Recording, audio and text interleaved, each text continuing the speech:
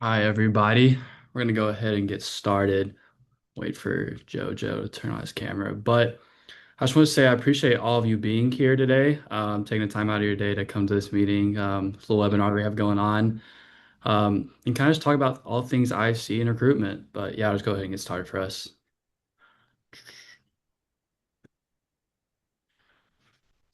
So, some quick introductions for y'all that don't know who I am. My name is John Ryan Allums. I am the IFC advisor. So, I primarily advise all of our chapters here in the Fraternity Council. The Fraternity Council is the umbrella organization over all our fraternities here.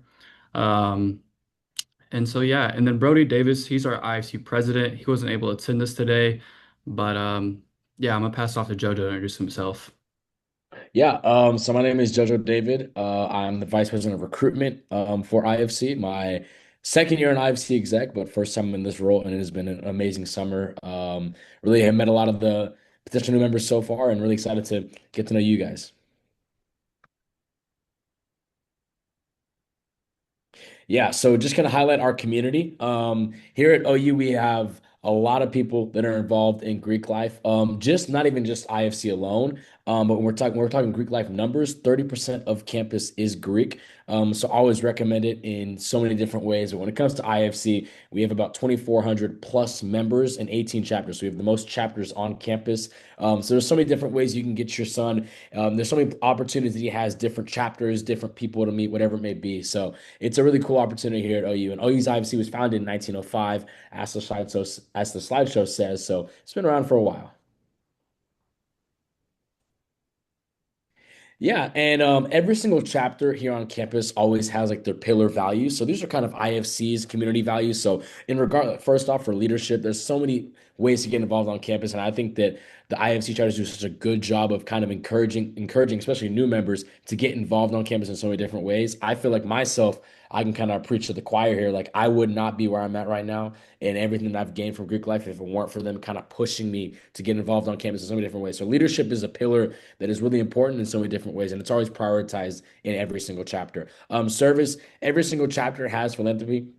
And obviously, as new members, there are hours you have to meet criterias when it comes to philanthropy, all those things. So service is a key point. And each chapter has different ways they have their philanthropic type things. So that's really cool. Scholarship. A lot of chapters offer different forms of scholarships, along with IFC offers some of their own. So that's always a key component because I mean everybody knows college. When you're in college, hey, money's a little tight sometimes. You're away from home, not with your parents. So that's always a something that's a concern for some people. So that's offered within the chapters and also IFC. And then brotherhood, probably the number one reason that everybody does this is to get their group of people. They're people that they fit in with, that they click with, that they understand want the same goals that they want in their future. So those four kind of the four pillars of IFC that I would say.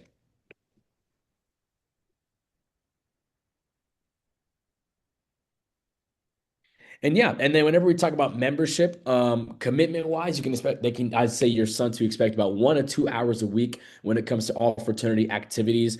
And then financials, which I'm really proud to talk about this. Me and John Ryan put a good amount of work on this, but it's always been a thing in the past that we've discussed doing a financial transparency sheet for IFC. Panhellenic, which is the girl side of it, they passed it in 2019 where it would just be showing their chapter's new member dues, their in-house dues, and out-of-house dues. So it's been an issue in Fraternity Rush where members of chapters will kind of lie to potential new members and tell them like, "Hey, we're cheaper than you'd expect," and then we see a retention rate drop because kids don't know what they're getting themselves into financially. So we passed a new thing, which is a financial transparency sheet. So if you scan that QR code, you're able to get access to that. You can see all the chapters, prices, and everything. It'll show the averages for each category as well. But when it comes to finances, our number one thing was not have it be a concern when it goes to the recruitment. So this is a really cool thing that I'm happy that we were able to get done. And then the Greek fee, we passed that I believe about a year ago, and now it's kind of just an opportunity for people like John Ryan and many other people who serve for the Greek team for us to get more people to work because a lot of times that was a concern. It was just Kylie. So now that's open doors for more people to work in different components, and it's been a great thing. So it's 30th semester that is billed to all members of Greek life chapters. And then academic wise, 98% first year retention, and the all IFC GPA is at a 3.25. I mean, if you ever worry about your kids' grade dropping, I can guarantee it. Every single chapter is a high standard of grades. That's one thing that if they see that below a 3.0, they're already going to be kind of eerie about that. But definitely, even a lot of chapters have higher standards than that, which is what you kind of want. Yeah, and I see that the QR code might not be popping up for all of y'all. Our director of Greek Life, Kai Frisbee's going to be in the chat answering some questions for us, but she dropped that link in there.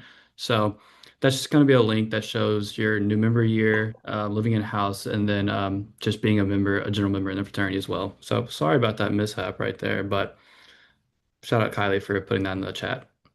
But yeah.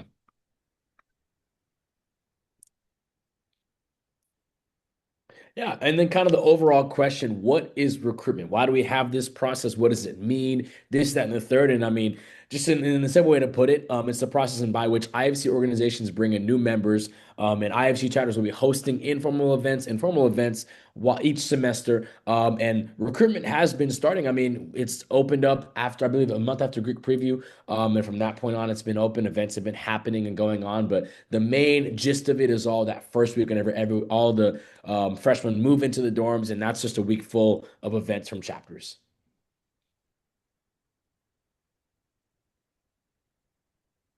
Yeah, in terms to know, I've already kind of said a bunch of them, so I'm glad this came up because I don't want to confuse some of you guys. But P&M, Recruit, Rushy, the main title is you'll see here is P&M, and it's potential new member, and that's just kind of in regards to the student, and the student looking to join an IFC organization. The chapter, which is the Greek Life organization, the local branch of international fraternity, Tau Gamma are the tour guides that lead the groups during formal recruitment, which is the 20th and the 21st of August. Those 2 days will be whenever the Tau Gamers are doing their stuff. A bid is an official offer of membership to a Greek organization. You hear that a lot. And I think we're going to talk more later on in the slides about what a bid means, how many you can receive, how many you can accept, this, that, and the third. And then PC or pledge class is the group of incoming students joining a chapter at the same time. So I had a PC, John Ryan had a PC, this, that, and the third. Yeah, and then kind of the overview of recruitment. So August 19th is going to be the mandatory orientation. We're going to have two different sessions that day. So that'll be the 17th and 18th. I know that they all move into the dorms, and then that Wednesday on the 19th will be the start of orientation. The first session will be 9:30 a.m. to 11:45, and then the second one will be 1 p.m. to 3:15. We're splitting it based off of last names.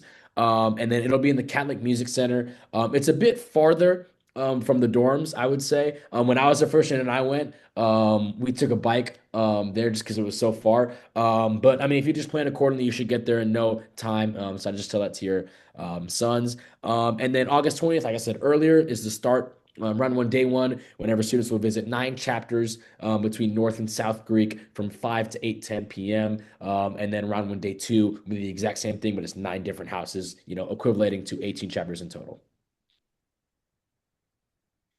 And then, yeah, the next day will be the 22nd. So that'll be that Friday, and that'll be the invitational round. So from 1 to 5 p.m., chapters will have their houses open to all members, but that'll be just invite back specifically. So if there's members that they want there specifically, they will send out those invites to those guys. So all houses will be open doors for kids to walk in, meet some more members of the chapter. And then Bid day will be the 23rd. Really excited for this. Once again, similar to last year, we did it on the football field. This year will be the exact same format, which I'm really hyped up for. So the number one thing in regards to this, before I get into kind of some other things, is they have to be at class kickoff. So that's whenever they do like the big picture on the football field with their whole incoming graduating class. So it's always a really exciting moment. And then we'll just go straight from that into the recruitment side of things. They're going to go on the football field, take a picture with their pledge class. And it's just a really cool opportunity for them to be on that field. I know it was really cool for me too to be there and helping out. And then the 24th will be the first day of the school year. So they've got a week full of crazy, lit awesomeness, whatever you want to call it. And from that point on, school will start after that week. Yeah, and then we were talking about that orientation. The orientation is required not just because I'm going to be giving them information that's similar to what's on this slide, but they also have their alcohol and hazing training, which is mandatory. So that'll be right after I do my whole spiel with them beforehand on those sessions. And that'll be mandatory. And like we talked about earlier, 10 a.m. and 1:30 will be the sessions for them.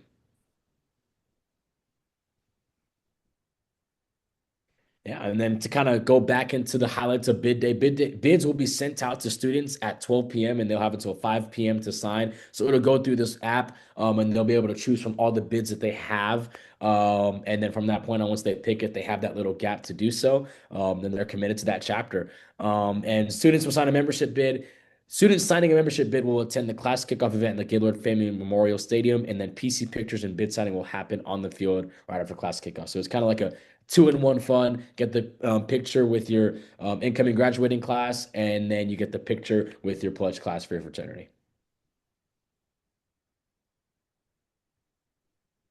Yeah, and then kind of what to expect. The fraternity recruitment process is it's not as structured as Panalytics because theirs is just insane. But the way it's set up is just it works smoothly and it gets students the opportunity to meet as many chapters as possible to get to know as many people as they can during that 1 week. I can say, like speaking from my own experiences, like I felt like that week I was able to meet so many people and kind of expand my connections in so many different ways. And students are able to receive multiple bids, but can only join one organization. So, kind of as I was talking about earlier, whenever they have those, they can get those verbal bids from fraternity members where they say you have a bid to this, bid to that, whatever it may be. And then that final day, whenever they have on that website however many bids, they can only select one inside to that one chapter. And then your students can attend fraternity hosted events before formal recruitment begins, aka right now. This whole summer, there's been a good amount going on. This past weekend, IFC through a IFC hosted rush event. It was kind of a good weekend where chapters were able to go down there and know there's gonna be PNMs present, and we had a pretty good showing, so we're really satisfied about that. But this summer has been a pretty good amount of events going on. So yeah. And then, yeah, tips for students. These are kind of the big ones. Don't skip out on houses just because of reputation status. A lot of times, kids will get in the mindset just because they've been committed to this one house for all of recruitment that they're going to be like, hey, I'm not going to give these houses an opportunity, a chance. I mean, and those house tours are so late into recruitment. But even then, I feel like it's your due diligence to kind of give those chapters a chance and just see where you might fit. I feel like you won't know where you're gonna fit until you've tried everywhere. And I live by that, die by that, and that's kind of how it went out for me. And never sell yourself short. Take advantage. Be the person that you are. You don't want to put on a fake posing person that you aren't. Try to be in a house that you dream to be in. But it's like if you're not your real authentic self, you're not going to get where you want to be. And get to know people in your group. It's a great way to make friends. I made friends with people in my group with my Tau Gammas. And then wear comfortable shoes. That's my biggest advice. There's been a recent trend. If you've noticed in Greek life, probably your sons have been asking you guys to get them some flip flops and stuff, which is very much the trend that we've honed in the SEC culture, some might say. But for that, it's gonna be a lot of rocking. I'd recommend wearing shoes. Definitely. Yeah, so before we kind of get into the family role during recruitment, I just want to answer some questions that we may have in the Q&A. I saw one question about if your student's not been able to attend any recruitment events because you live out of state. I'll kind of answer that. If JoJo wants to add in on anything, then you're more than welcome. But I don't think you're at any disadvantage for not attending any summer recruitment events. I can say from my own personal story that when I came to OU, I never thought I was going to join a chapter whatsoever. And then decided to sign up for recruitment like 2 or 3 days before I moved in. Once we got invites on from a bunch of different fraternities. And there was a lot of downtime after Camp Crimson. And after Camp Crimson, I would, go to a fraternity event, got to meet a lot of different guys, and I ended up being a fraternity that I really love. It ended up working out for me. So I don't think you're at any disadvantage whatsoever. It's just really making sure your students putting themselves out there to go to these events, taking that little bit of a risk, if you don't know anybody. Um, and if they do that, they'll be fine. I don't know if there's anything else you want to add to that, JoJo, but I feel like that's No, hit the nail on Yeah. the coffin Yeah. there. I saw two questions that kind of are pretty much similar, like what clothes will they need for recruitment or what's the dress code? There isn't really much of a dress code, more so I'd say just kind of comfortable clothes, just athletic shorts, athletic t-shirt. They kind of can do whatever with that. Some guys wear polos, which you can do so also. Just kind of, it's kind of just whatever you really want to wear. I wouldn't say there's a specific dress code. So yeah. And then I saw another question about parents at bid day. Um, we don't really have parents come to bid day just because it's the last day of class kickoff right before school starts, and we're still kind of trying to figure out logistics for this event as it's still pretty new at the football stadiums, so parents aren't expected here at bid day. And then I'm going to kind of get into the family role during recruitment, and then we'll answer a lot more questions at the end because I'm sure we'll have a lot more. But the biggest thing is kind of going how you can support your student throughout, this, next couple months, being a freshman, joining a fraternity, and obviously just being there for them for the next 4 years. Um, the biggest thing with that sounding board is they need somebody to vent to sometimes. They might call you and go, Mom, Dad, um, I'm doing this and that. I'm getting stressed with academics. I need to be there for my fraternity to help with the university thing or something with scandals. And there's going to be a lot of things happening for them. And sometimes, they just need somebody to talk to. And, being their parent, you're so far away, it's all you want to do and talk to them, and they just want to talk to you. And that kind of goes in the support system at least.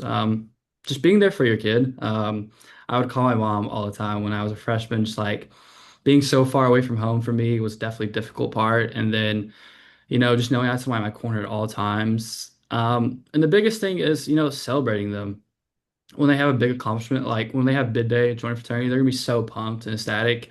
And I don't think there's anything better than telling my parents. Like my parents had no grasp on what a fraternity was, and just telling them that and them hearing it, it was like the coolest thing ever.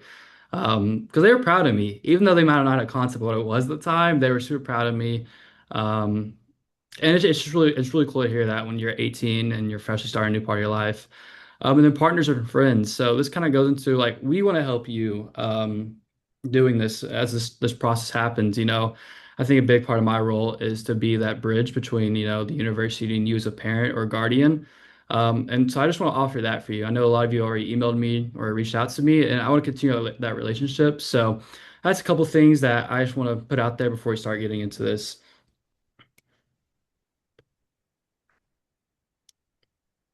So really supporting your student. When you are listening to your student may call you after having a great day, and it's just great to like listen and hear them. I know a lot of you is like thinking like, duh, but sometimes it's like the small stuff where they're like, "Oh, my mom keeps calling me, my dad keeps calling me." We get it, and they have a lot of stuff going on, but looking back on it, after graduating, you really appreciate those really small moments, and it's just stuff like that that really matters. The biggest thing about understanding your student experience is fraternity recruitment. It's a fun time. I mean, these guys are just constantly going to recruitment events, meeting a bunch of cool guys, and they're like, oh, this guy's my best friend. You know, but this also, I mentioned this earlier too, when going to recruitment events, it's a big time for them to make these like small moments in life where it's like, I'm deciding to walk out of my dorm room, go to this recruitment event where I may not know anybody. And I'm doing this, and this helped me develop as a person because eventually, you're going to be a person walking through a door, going into an interview, trying to find a job. And it's these small moments that accumulate and build up to something more, I wouldn't say, yeah, probably more important, to be honest, but it is those small things that are just, what that student's gaining from that experience. And also as time goes on too, with recruitment, they're going to be in their chapter, being in leadership roles, and it's going to be a great experience for them to really kind of go into a fraternity with, expectation of like what I put into it is what I'm gonna get out of it. And then being in touch with conversations. Um, I think the biggest thing is sometimes we have guardians or parents that try to guide their student to a decision that's going to make them happy, but they truly don't know until they get to that moment themselves. So when JoJo was talking about giving fraternity each of his chance, because if students a legacy of one chapter or to one fraternity, you never know like what fraternity is going to be the right fit for them. So I think that's the biggest thing when helping them go through recruitment and signing a bid. I think letting them make that decision is going to be really important and super vital to their development as a student as a person.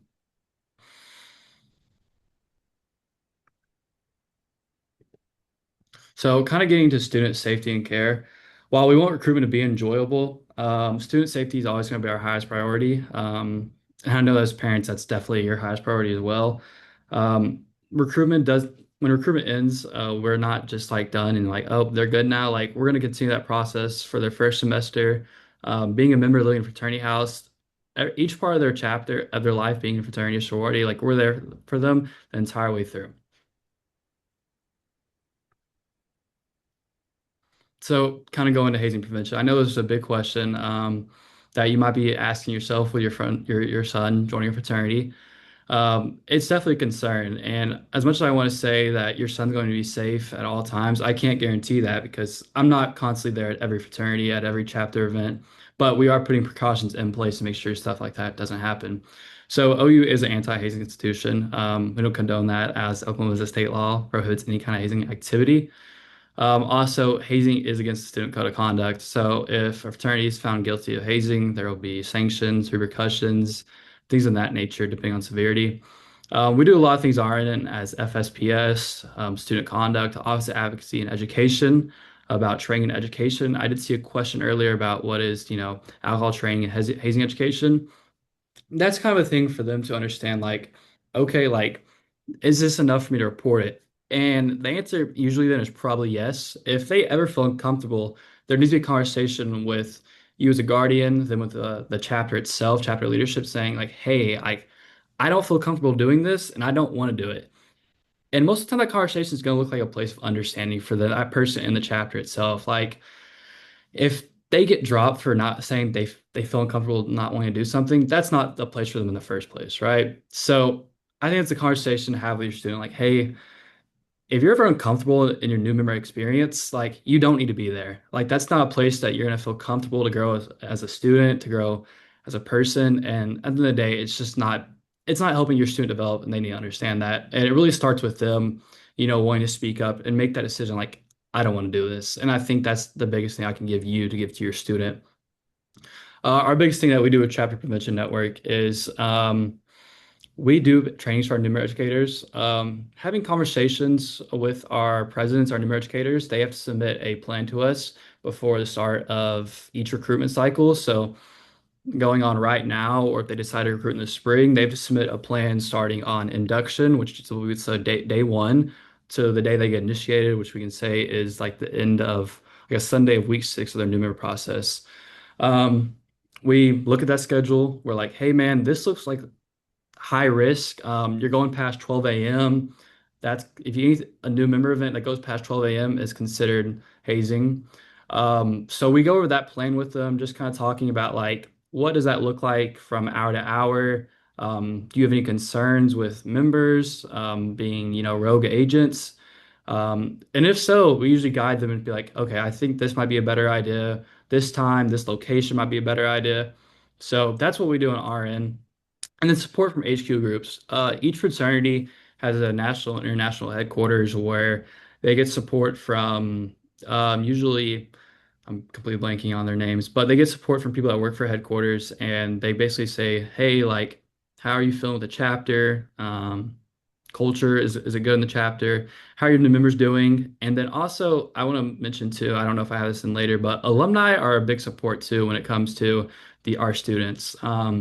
We have chapter alumni who honestly would die for this chapter. They're usually past retirement a little bit, but all they care about is your student success and your student safety. So I should have mentioned that support from HQ groups, but a lot of these alumni are in volunteer roles, but also HQ does have hired people that come down to universities, do check-ins, especially the new members, and then alumni too are your biggest support. And also too, I'm always a resource at the end of the day. Me and Kylie, who's been sitting in the chat answering questions for us. Kylie's been doing this for a little bit longer than I have, but she's been around to know, like, to be a resource to you, and that's all I want to be for you as well. If you're concerned for your student safety, never feel like you can't reach out. Reach out. I'll shoot you an email as fast as possible. And then OU alcohol policy is another big one too. Obviously, um, there's been a culture that's been kind of embedded in OU lately with just, guys in fraternities, or not even fraternities. I would just say students liking to go out to the bar sometimes. For our new member experience, alcohol is completely prohibited. Um, Do I know still happens? Yes. Am I getting reported to me? Usually not. But that's something that if your student can't speak up about alcohol being at a new member experience, and that's concerning because are they going to speak up about hazing potentially happening later in the semester? Now, I'm not saying those go hand in hand, but that's just kind of step one of a later step process. So that might be a conversation like, hey, do you feel comfortable even doing that part? Um, and if I can help in any capacity, let me know as well with that if you're concerned with your student. Our alcohol and other drug training and education. So that was something that was mentioned in our orientation as well. They kind of just go over like alcohol consumption as a student. I mean, details about um, some students that, in the past have maybe died from alcohol poisoning, what you're considered as, the legal limit, just really gets into details about what you shouldn't be doing at the college level, or even if you are of age, what's dangerous levels of drinking, because binge drinking is a big thing that happens at any college campus. So that's something that we're really educating them about because we understand that it's happening. And then if you go into our website, at, at OUFSPS, we have a scorecard online that kind of outlines any policy violations about our chapters on campus. So if your son's interested in a certain fraternity, like our scorecard will have information on that chapter if they got in trouble in the past for literally anything. But also it highlights a lot of cool things too that I do want to say because I know we're talking about a lot of negatives right now. But it does highlight chapter GPA, their philanthropy, chapter size. Anything that your son or that you might find valuable is going to be on that scorecard. So I highly suggest checking that out as well.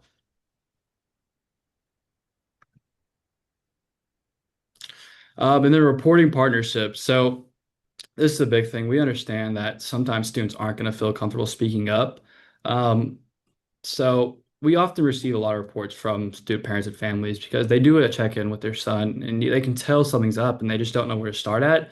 Um, Feel free to reach out on our website. If you go you search up OU reporting, the University of Oklahoma reporting, it will take you to a link where you can fill out a form. It can be anonymous, non-anonymous. There's gonna be a lot of different resources for you. If you submit a report, you'll get the option to, reply back to that report because you'll have a student conduct specialist reaching out to you, wanting to get more information. I suggest giving them as much information as possible is going to help your student. Um, Maybe help other students as well if they're going through the same problems. So I highly suggest that. And like it says, you're going to be that first person they talk to. I think a big thing too, sometimes that people forget is that as much as I try to keep on what's going on with how many people we have in the Interfraternity Council member-wise, it's hard for us to know everything that's happening.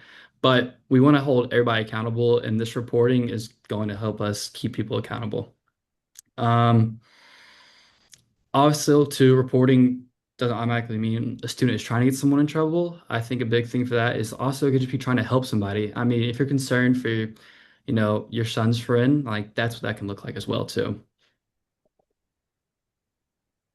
And then our next slide is kind of going to get into reporting resources. This is what I was talking about as well with our student conduct specialists. Um, that link right there. I would definitely suggest to file a report if you are concerned with your son's safety, health. And the OU report it too is also great as well. Um, and the biggest thing I want to do, I've mentioned it so often, but this phone number right here is going to be like your place to be. If you're feeling concerned or have a question, please reach out to that phone number or also the FSPS at ou.edu email.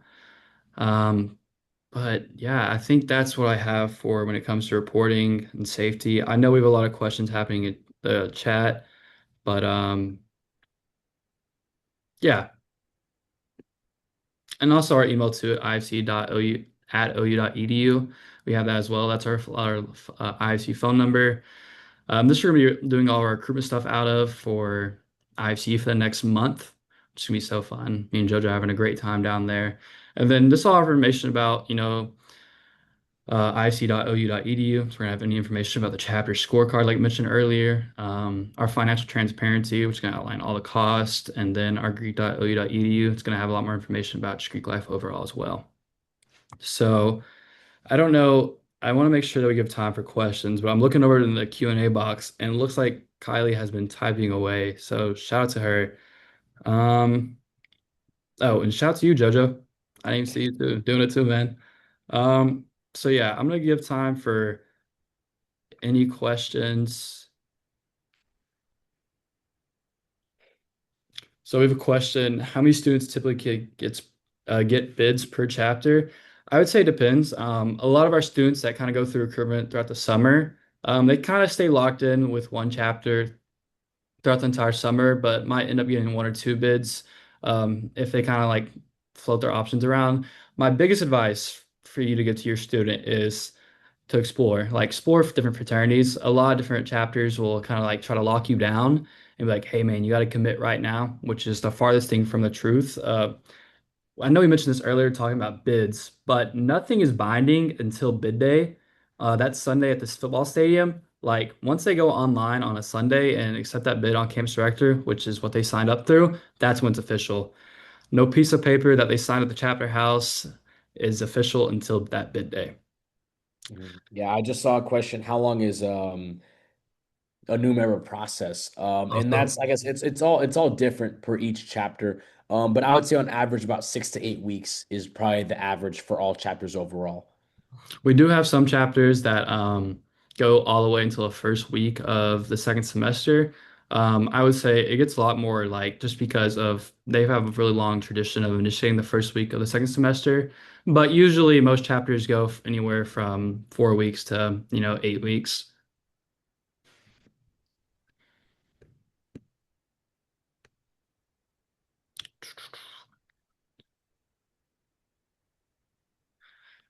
Yeah, but when it comes to your student going through fraternity recruitment, tell them to enjoy it. Also, if they're still on the fence about even joining a fraternity, like all they have to do is enjoy the time. And if they decide, last second, like, hey, I don't want to join a fraternity, like there's gonna be like no repercussions to that. They had experience to look at Greek life and say if it's for them or not. And if they don't want to join, nobody's going to look at them differently. I think our office here at OU, we're housed in the Office of Student Life. We want to make sure students get connected and make the most out of their experience. And I think joining a fraternity does a lot for that as well.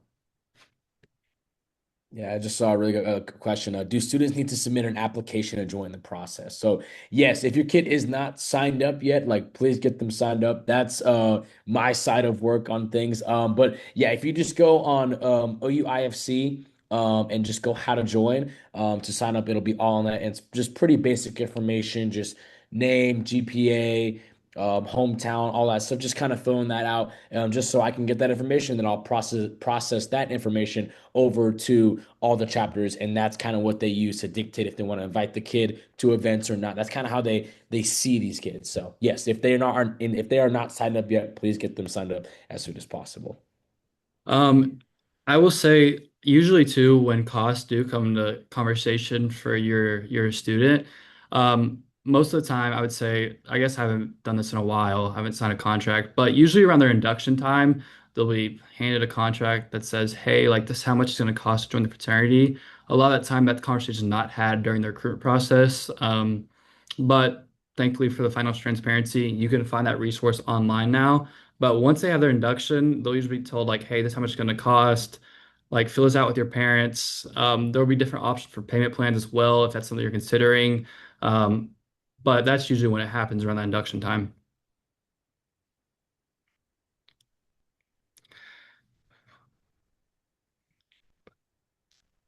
Yeah, this is a really good question. What is my kid going to do to President's Community Scholar Retreat on Tuesday/Wednesday and not being able to come to the Wednesday morning meeting? So I know there's a good amount of kids that are going to be in PCS and aren't able to make that orientation, and that is okay. We're going to have a rescheduled orientation that we'll do with them because, like I said, one of those pillars that we have is leadership, and PCS is a really good opportunity for a lot of kids. Only they only take a slim few. So for those kids who are trying to join a Greek life fraternity and go the IFC route, like we 100% prioritize that over that orientation. So we'll get that orientation done later on. They just won't have to worry about that. So if that's a concern for a potential new member, just don't tell them to go to the retreat, and we'll get that figured out afterwards. This is a great question about will my student have time to do other campus activities in addition to IFC and joining a fraternity? Is that common for students to be involved in multiple student orgs outside of just fraternity?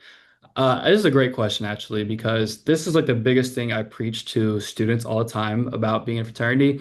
It should not be the only thing you're doing. That's like the biggest thing I would say. There's so many opportunities on campus to develop soft skills and to get in other leadership positions outside of fraternity. For me personally, I was involved in OU Dance Marathon. I was involved in the OU Sports Business Club. I was trying to do the most. I kind of realized like into my junior year, I was like, what? I've only been in my fraternity, like, and that's just because I don't have a ton of people that I had been in college before me, but I realized, during my junior year, I was like, I have so much time on my hands and I'm just not doing anything. So I think going in a fraternity, it's time commitment's not like super like a ton, unless your son ends up becoming a fraternity president, they'll keep their hands full. But you have so much time to commit yourself to other things, be in leadership positions, branch out, get outside of, sometimes people call it a bubble being in a fraternity, but there's so many opportunities. And I think JoJo can say a lot to that as well. Yeah, 100%. I mean, I came in high school like I was involved, so that was a big thing in mind. Like I wanted to be involved in so many different ways. So I had a lot on my plate, but it didn't ever take away from me when like get my like I was still able to be a part of a chapter and succeed in my chapter and accomplish great things, but also accomplish great things on campus. Because obviously, my biggest advice to everybody is like obviously like IFC is great and it's amazing and the opportunities are endless and you can do so much with that, but there's also so much more on campus.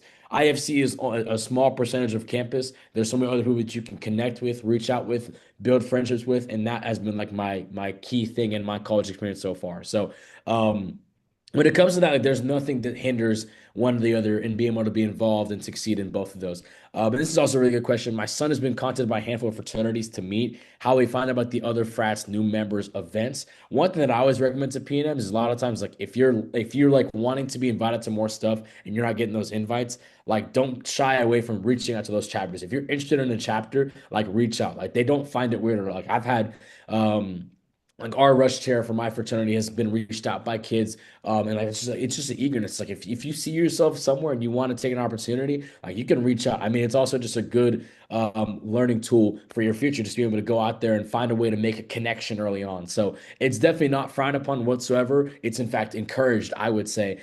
So if they're only getting events from specific chapters and they want more invites, and if that's not happening, they have that power to reach out themselves. So I'd always encourage that to be the case.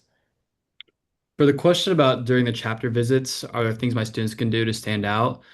I would say what's really obvious. I was a recruitment chairman for my fraternity myself years ago. But the biggest thing is being yourself. And I know that sounds like the most like typical thing to say, but it's the most honest truth. Sometimes students forget about that. They feel like they have to be this persona of what a fraternity man looks like, especially at a school like OU. It's really easy to see through that.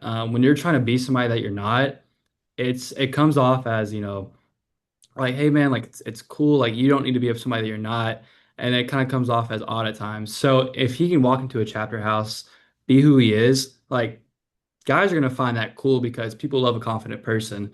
And being yourself is the most confident thing you can do. So that's my advice for him as well. And to calm nerves, I know that might not help, but it's not other 19, 20-year-old guys that might be nervous meeting a new person for the same time as well.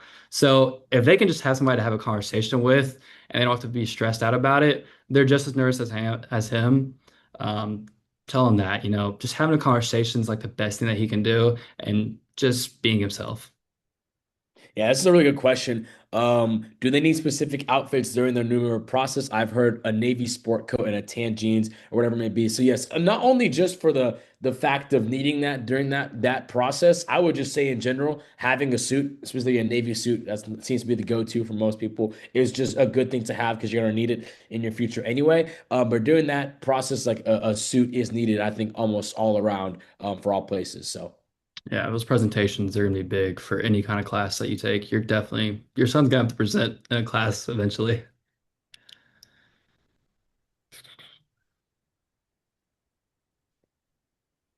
Yeah, and then any questions, if you want to find any information about Rush Chairman for chapters, it should be all on their Instagrams.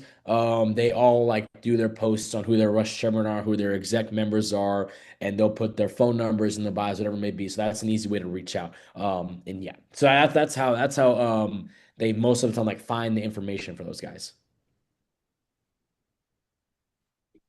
For your student being out of state too, I would say sometimes they won't be reached out to just because of the fact that they know they can't attend events during the summer.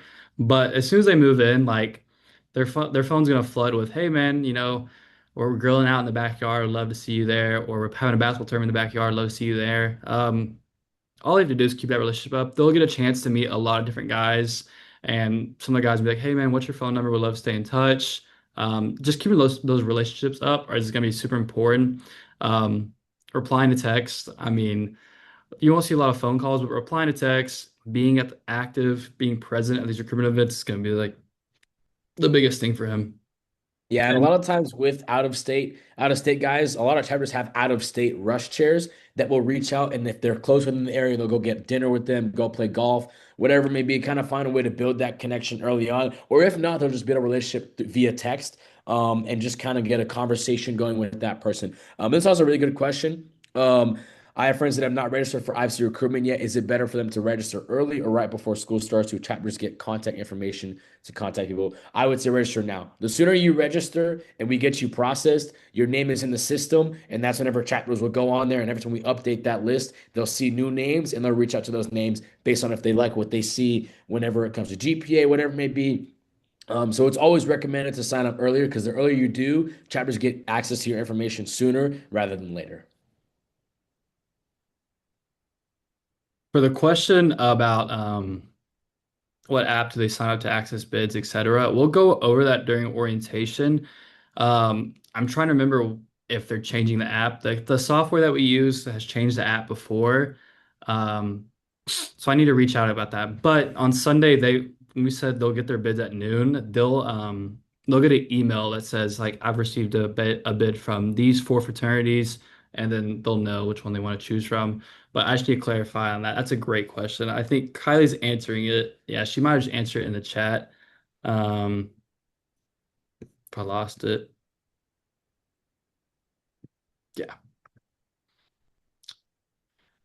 Yeah, this question is really good. Speaking of Kylie, this is a quote of Kylie's. You may already talk, may have already talked about this, but I know sorority recruitment, they talk about maximizing your options. It has something to do with IFC recruitment too. So sorority recruitment is kind of built differently to where it's like they get chapters like removed from their options like during their process. So a lot of times like don't go into it with like a level-headed mindset, like I only want these houses, like kind of maximize your brain and think that you want like you want more options.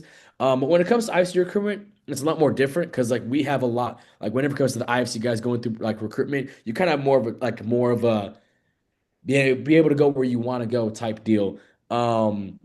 More so. So kind of in the sense of we talked about it earlier, John Ryan and I, just going everywhere and getting to know every single person. Because if you don't do that, then you won't really know where you want to be if you haven't tried everywhere that there is on campus.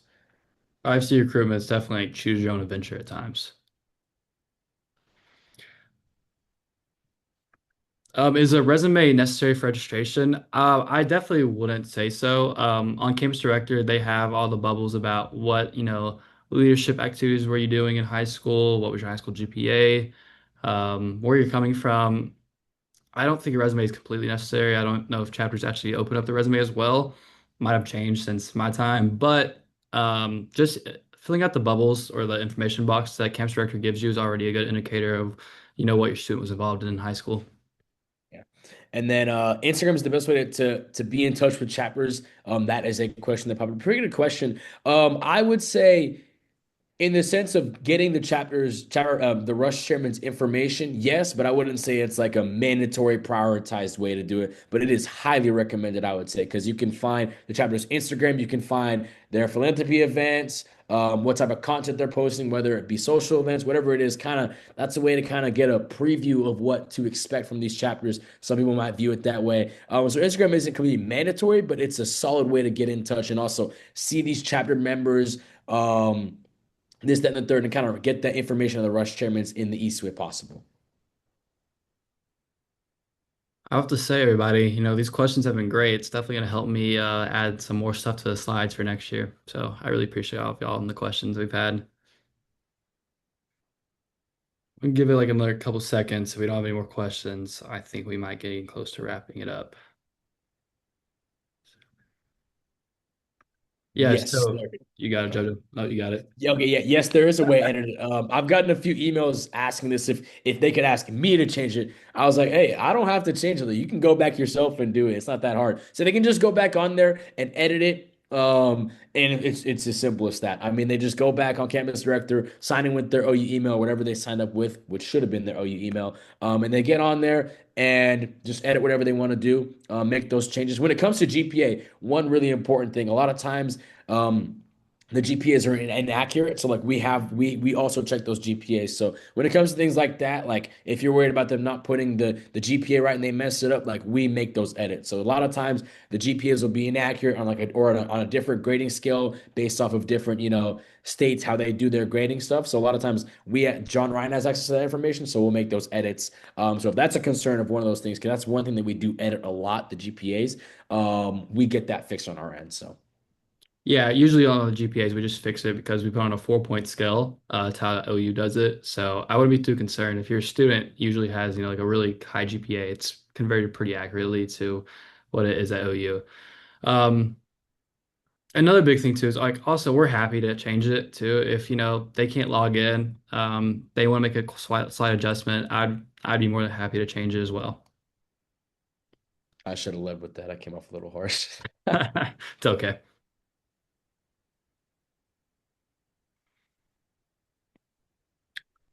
But yeah, if y'all have any more questions, I know you've all received an email from me by now, but if y'all have more questions, please shoot me an email. I'll be more than happy to answer them. Like mentioned, I know Kyle's probably answered some of this in the comments, but this entire webinar has been being recorded. If you go to the IFC section on our website and then how to join, then it's going to be a parent and family resources tab that's going to have this video attached. Thank you. Yes. All right. Well, I appreciate every single one of y'all. Um, Appreciate you, Jojo, Kylie. Appreciate you being in there. Um, and yeah, our last question is where students find recruitment chair contact information. That's all going to be on the chapter's Instagrams. So if you go to OUIFC, we follow all the fraternities on the Instagram as well. Okay. Well, I appreciate every single one of y'all. Thank you so much.